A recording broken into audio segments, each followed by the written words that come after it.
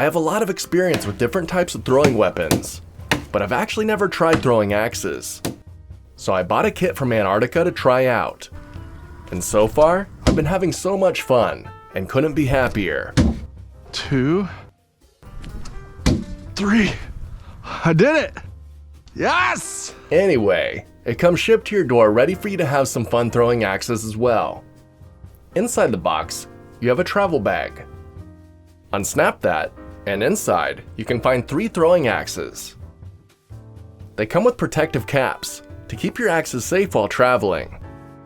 The axes are stainless steel with a full tang design. The handle is nice and grippy and feels good in the hand. They're lightweight but extremely sharp, with edges on all sides to increase the odds of hitting the target.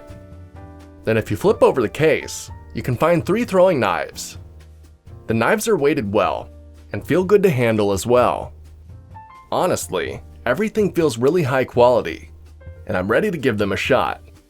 So I set up an axe range and practiced outside for a couple of hours. And even though I've never thrown an axe before, it was really easy to pick up on. The majority of my throws hit and stuck in the target. 3. I even got it stuck in the target handle first, due to the sharpened end. A few times, I hit the exact same spot, axe on axe action, and no damage to either. I expected a ding to the metal at least. Now I did miss the target a couple of times, but I hung a baseball cage net behind the target, and it actually caught it perfectly. I wanted to get a safety net from AceJet, but it was more than double the price.